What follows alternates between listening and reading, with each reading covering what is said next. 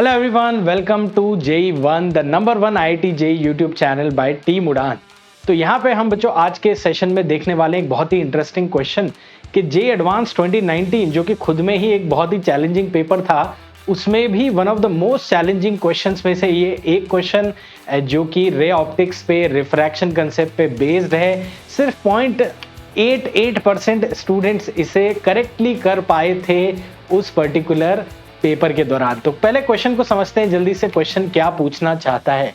तो क्वेश्चन के अंदर एक डिस्क्रिप्शन है जिसमें ये ABCD प्लेनर स्ट्रक्चर है जिसकी लेंथ L है, विड्थ W है, made of two different optical media refractive indexes N1 N2 आपको दे रखा है। उसके बाद आपको ये बोला है कि L much greater than W के लिए द रे entering from and AB will emerge from end CD only, है ना। ये कंडीशन अपने को दी हुई है। ये इंपॉर्टेंट कंडीशन है, देखना कि कैसा AB पे आप लोग अगर एंटर करते हैं तो CD से ही इमर्ज करनी चाहिए। अब CD पे इमर्ज करनी चाहिए मतलब इस वाले हिस्से से इमर्ज करनी चाहिए, यानी कि इसको यहाँ पे टोटल इंटरनल रिफ्लेक्शन करते हुए CD से निकलना पड़ेगा। ठीक है, ये कंडीशन एक इंपोज कर रहा है क्वेश्चन। हम ये भी देख पा रहे हैं कि यहाँ से रे इस पर्टिकुलर मीडियम में नहीं जा रही है। अगर यहाँ पे जाती है तो फिर उस केस में वो CD वाले पार्ट से इमर्ज नहीं होगी। तो यहाँ पे from end CD only if the total internal reflection condition is met inside the structure, है ना। तो स्ट्रक्चर के अंदर यहाँ पे TIR हो रहा है, ये कंडीशन क्वेश्चन ने दे रखी है। नेक्स्ट उसके बाद देखते हैं कि L की वैल्यू हमको दे रखी है। If the incident angle theta is varied the maximum time, मतलब कि हमें टाइम का भी देखो मैक्सिमम पॉसिबल वैल्यू लिखना है, taken by the ray to exit the plane CD।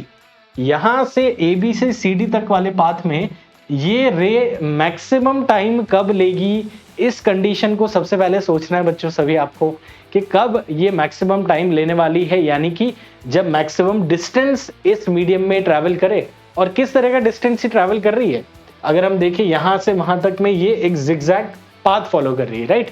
But वो भी कब पॉसिबल है, जब एंगल थीटा, स्पेशली जो एंगल ऑफ इंसिडेंस है यहाँ पे, और ऑफ कोर्स यहाँ पे थोड़ा सा एंगल चेंज हो जाएगा। इनफैक्ट अगर आप डायग्राम को ध्यान से देखेंगे तो ये वाला एंगल थोड़ा सा अलग भी है ना, इसको थीटा डैश बोल देते हैं।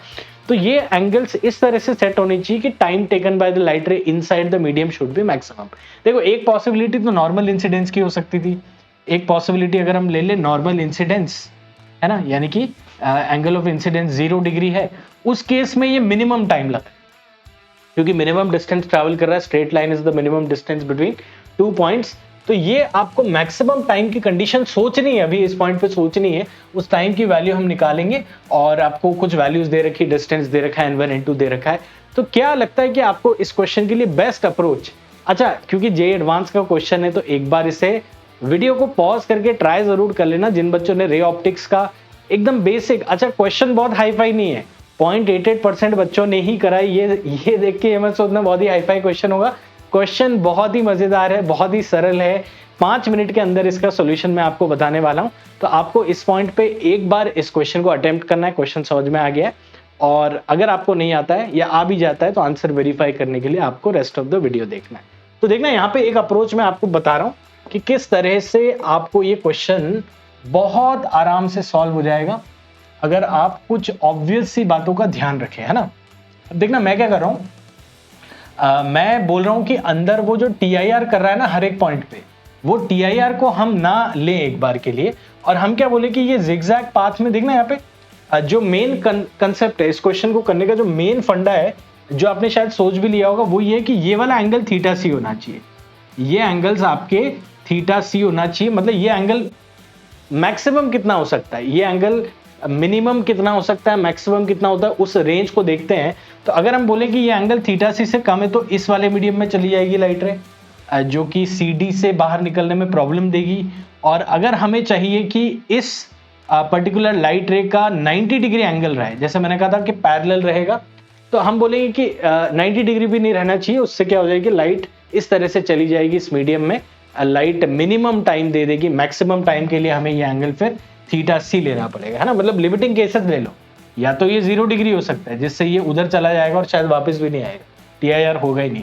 TIR के लिए थीटा C से 90 डिग्री का आपके पास रेंज है, और थीटा C क्रिटिकल एंगल लेकर हमें मैक्सिमम टाइम मिलेगा, और 90 डिग्री के केस में यानी कि parallel to the wire itself minimum time मिलेगा, समझ रहे हो। तो ये दोनों पॉसिबिलिटीज में से थीटा सी वाली पॉसिबिलिटी हम लेके चलते हैं। बट क्वेश्चन को करने का सबसे सुंदर तरीका क्या है ना, कि आपके पास ए बी सी डी में जो जिगजैग हो रहा है ना, उसको आप इग्नोर कर दो। आप क्या करिए कि यहाँ पे लाइट रे एंटर कर रही है ना, अब यहाँ पे ये नॉर्मल है, लाइट रे एंटर कर रही है कोई थीटा एंगल पे, एंड अल्टीमेटली वो इस तरह से ट्रैवल कर रही है ना बच्चों, वो लाइट रे इस तरह से ट्रैवल कर रही है कि लास्ट में जाके वो TIR करेगा, है ना, यानी कि ये एंगल थीटा सी रहेगा, और आप ये एंगल थीटा सी है माने ये एंगल भी थीटा सी बोल सकते हो। और इस डायग्राम में अगर आप एक बार वो जिगजैग के इफेक्ट को हटा भी दो ना, तो भी अपना काम चल जाएगा, है ना। ये भी कुछ तो W दे रखा है, L की वैल्यू दे रखी है, W की नहीं दे रखी है, तो हमें L को यूज करना पड़ेगा। तो देखना, अगर ये डिस्टेंस में X लेता हूं, है ना, जो एक्चुअल डिस्टेंस B से लगाकर C तक राइट रे ट्रैवल कर रहा है वो X ले लेते हैं हम, तो हमें अल्टीमेटली X निकालना है और उसको कवर करने के लिए कितना टाइम लग रहा है वो निकालना है, दोनों चीजें निकालनी। तो लेट्स गेट स्टार्टेड। अगर मैं देखूं इस ट्राइंगल में BCD, in the triangle BCD, ठीक है, और ये आपको सबसे बड़ा हिंट है इस क्वेश्चन को करने का। अगर आपको ये क्रैक हो गया है तो आप लोग को कैलकुलेशन अब मैं बता देता हूं। आंसर इस क्वेश्चन का 50 है बाय द वे। अगर आप लोग का आंसर इस क्वेश्चन का 50 आ चुका है तो बहुत ही बेहतरीन, और नहीं आया तो आप देखेंगे। तो साइन थीटा से कितना आ रहा है मेरे पास, L डिवाइडेड बाय X, है ना। तो X निकालने के लिए मैं क्या करूंगा, L divided by sine of theta C. Theta C क्या है, क्रिटिकल एंगल, और N1 N2 जैसे मेंशन कर रखा है क्वेश्चन में, तो N1 N2 where N1 is 1.5, N2 is 1.44, तो आप साइन थीटा सी की वैल्यू लिख देंगे, है ना। या इसको एक बार हम इसको एक बार हम एज इट इज ही रहने देते हैं, N1 N2 की टर्म्स में लिख देते हैं, ठीक है। तो N2 डिवाइडेड बाय N1 हो गया, ये मेरी इक्वेशन नंबर 1 हो गई। अब क्योंकि मुझे क्वेश्चन में टाइम निकालने को बोला है डेल्टा टी, तो मैं क्या बोल दूंगा, distance upon speed of the light in first medium, क्योंकि आप N1 वाले मीडियम में है तो C1 से ये मूव करेगा। तो ये कैलकुलेशंस करके देखो आपका आंसर आ जाएगा इस क्वेश्चन का। Now let's do the calculations भी थोड़ी सी इंटरेस्टिंग है, देखना कैसे।